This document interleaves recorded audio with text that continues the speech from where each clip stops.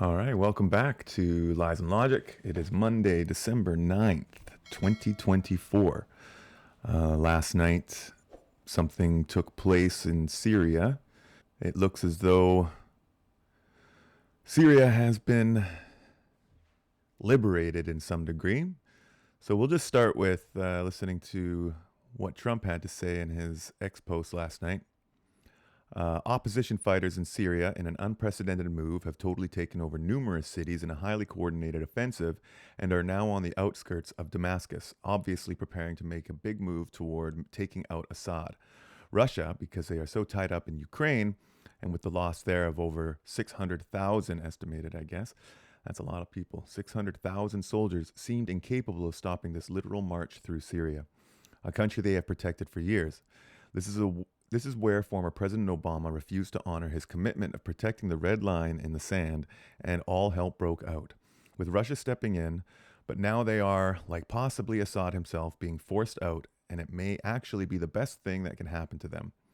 There was never much of a benefit in Syria for Russia, other than to make Obama look really stupid. In any event, Syria is a mess, but it is not our friend, and the United States should have nothing to do with it. This is not our fight. Let it play out. Do not get involved. So, unfortunately, this happened now, which has led us to President Biden making a statement last night. In the Middle East. And obviously, this is something that the U.S. and the Biden administration can start getting involved in, and putting our country and everybody else at risk as well, as it sounds as though Assad is fleeing to Russia and will be protected by Putin, which means Biden, who is against all of this, will potentially somehow get more involved than the Trump administration would like, which is not good. But it's only a few more weeks before Biden is out and Trump is in. We can jump over to the response from Pierre, because he was interviewed and asked. This is from Brett Sears. It says, watch, Polyev is asked what Canada should do to help restore stability in Syria now that the Assad regime has toppled. He says Assad is a puppet for the tyrants of Tehran and that Syria is a mess, that we should stay out of it.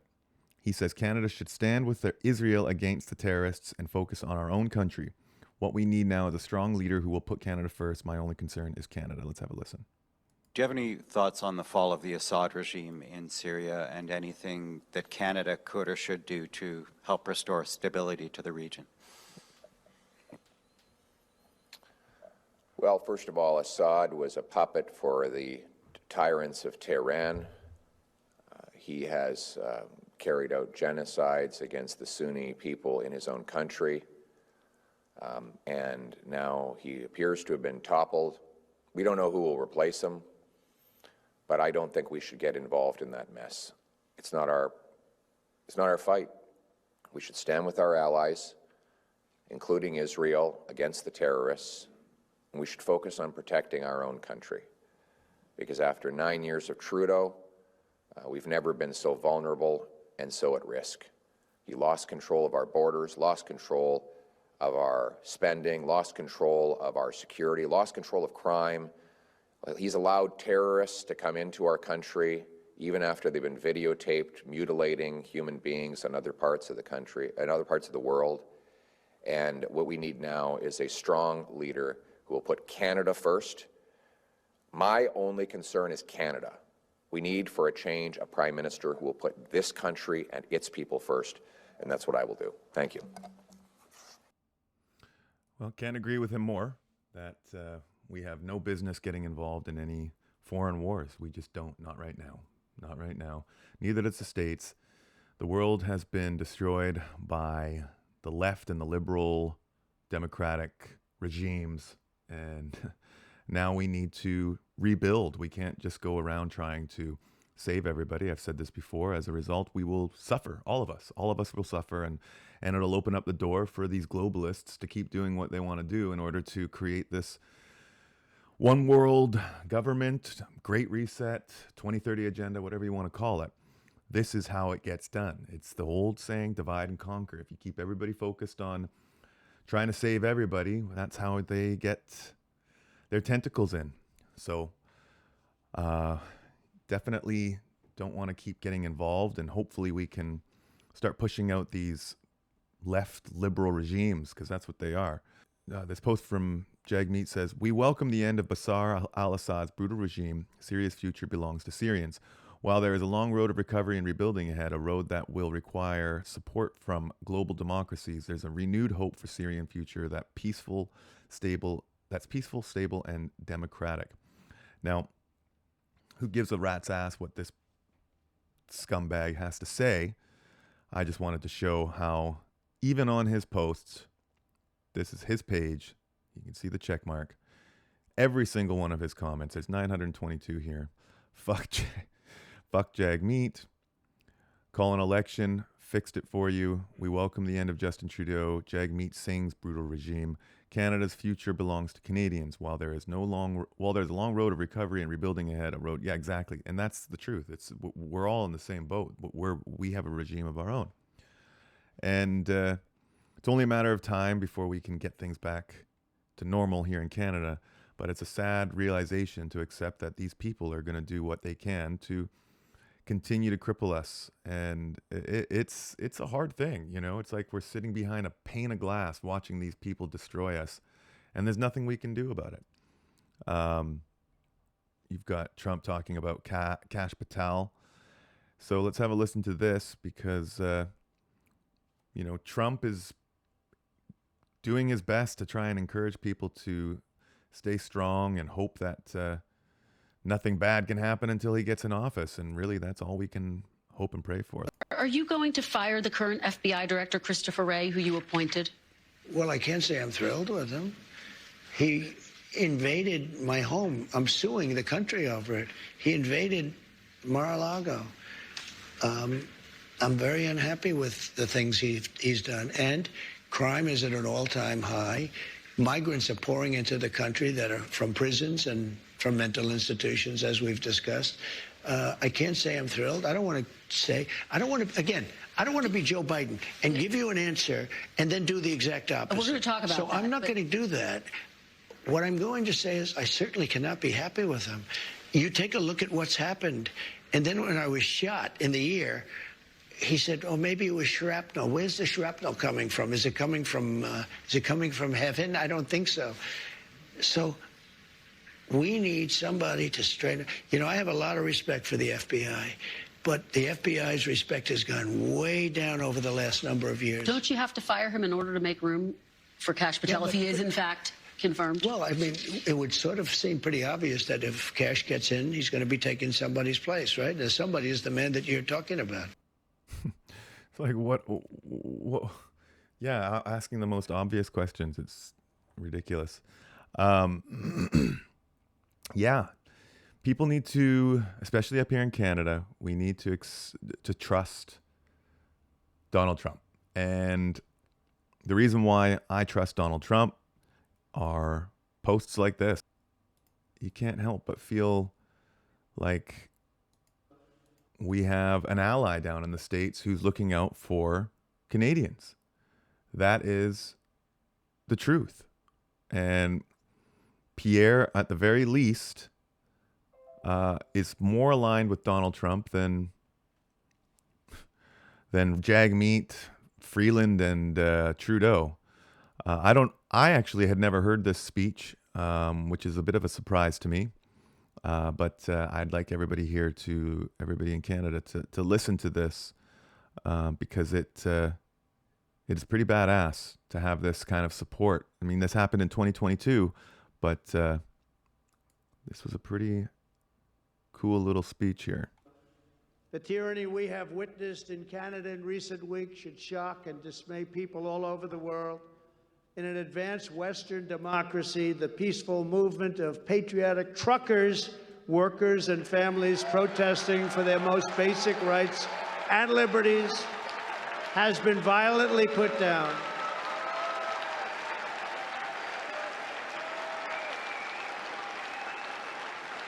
Their assets and life savings have been frozen. They have been slandered as Nazis, racists, and terrorists. These are the names they've been called. They've been arrested and charged with phony crimes. They've been falsely accused of loyalty to foreign powers. I watched them. I saw those maple leafs all over the flags and the love for their country. Plenty of Americans were there, too, and they love our country.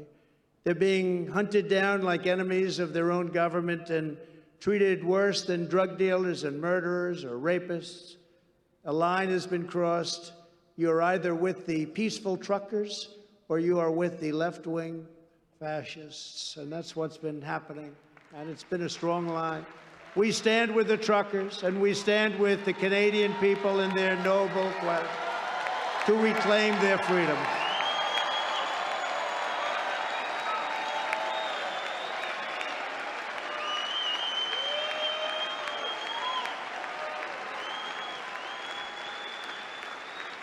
Thank you. Thank you. I mean, how can you not, as a Canadian, feel pride when you hear and see that? Trump has apparently said more in regards to annexing Canada to the U.S. Again, maybe some of you don't know this. My father lived in and died in the States. As First Nation, Native people, there is no border for us, so I can live in the States whenever I decide to, if I were to choose that. As Native and First Nation people never really had a border prior to the American and Canadian countries being created. So the Native Treaty Act allows us to cross and live wherever we like. So those of you that have unsubscribed to me because I support potentially a removal of that border, understand that I'm not just Canadian. I believe myself to be dual citizen. We have Pierre being asked about the potential of Canada being the 51st state again, as Trump has apparently mentioned or discussed the idea again. And we have this other report from Brett Sears as well. In an interview this morning, Donald Trump again floated the idea of Canada becoming the 51st state of the United States. Are you concerned that the president-elect repeatedly brings up this idea of annexing our country? And here's Pierre's response in here. an interview this morning, Donald Trump again floated the idea of Canada becoming the 51st state of the United States. Are you concerned that the president-elect repeatedly brings up this idea of annexing our country? Well, the bottom line is that that Justin Trudeau is a weak leader, and he gains no respect from countries all around the world. Canada should have a strong, smart leader with the brains and backbone to put our country first. And that's what I will do. We will have common sense conservatives will put Canada first. We will remove the crippling taxes and debt that have weakened our country under Trudeau. We will unleash the production of our resources to make ourselves more economically independent. We will rebuild our military and secure our borders, and we will go into negotiations with our American friends in a position of strength rather than weakness. Canada will be independent, strong, and proud, and our flag, the maple leaf, will fly proudly again over our country. Thank you. So how can you not support Pierre at this stage? I mean, sure, there's people out there who are, WEF, all this stuff, and I agree. I mean, if he's involved in the WEF, then we can say fuck him. But at this stage right now, his main concern is Canada. And if that's their main concern, if that's what they want to do, is fix the country within, that's how we're going to get back to some semblance of normality again. Canada's falling apart. It's falling apart. United States fell apart during Biden's administration as well. But as I said in the past, thank God for their Constitution. The Constitution kept them strong, as it ensures that the American people are not ruled over. They are governed. In Canada, We are not protected in that respect, and we are being ruled over. We're being ruled over. They took more guns away. They're going to continue to take more weapons away, and soon enough, we're going to be hunting with bows and arrows, and we're going to have a third world country here. So hopefully we can try and get this liberal regime out of our country, and hopefully it never comes back, because we're all suffering. And there's some people in comment sections that I've read in the past week saying, "Oh, I'm not suffering. I'm doing really well." And you got to wonder if these people are just bots, and if they are doing well, they're that 5% that seem to be profiting and prospering off of everybody else's destruction and falling apart. This country is just falling apart.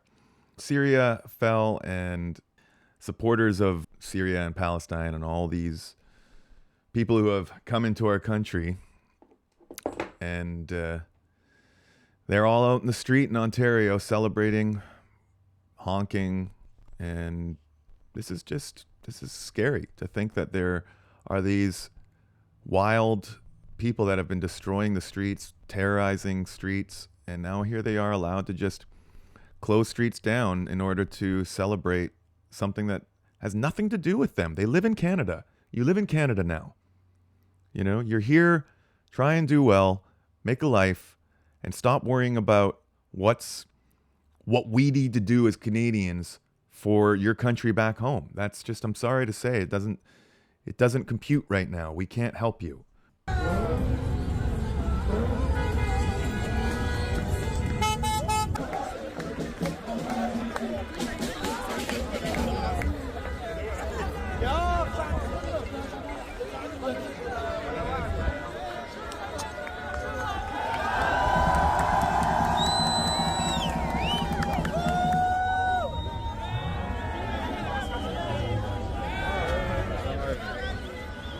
I'm not saying people shouldn't be happy, celebrating, proud, as perhaps some of their family members or friends are now liberated, and that's great. You know, I'm happy that there are people that are no longer suffering. That's great. That's wonderful news.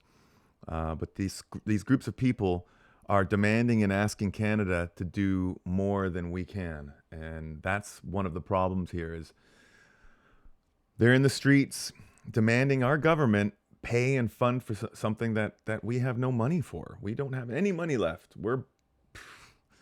And if this continues, then it's scary for people out in the streets, especially in Ontario. I mean, it's looking pretty scary over there with all the Palestinian supporters running the streets and telling and demanding, and it's not exactly the direction that we should be moving in.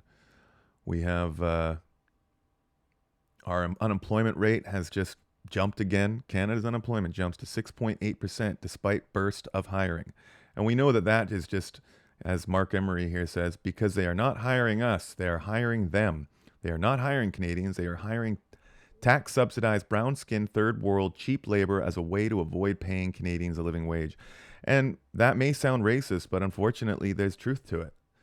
They are hiring immigrants and people who will have subsidized incomes through our government, which again, that's our tax dollars paying for other people to take our jobs. I mean, call it racist, call it whatever you want. The bottom line is Canadians are not being able to pay for their groceries and for their mortgages, and they're not able to find homes.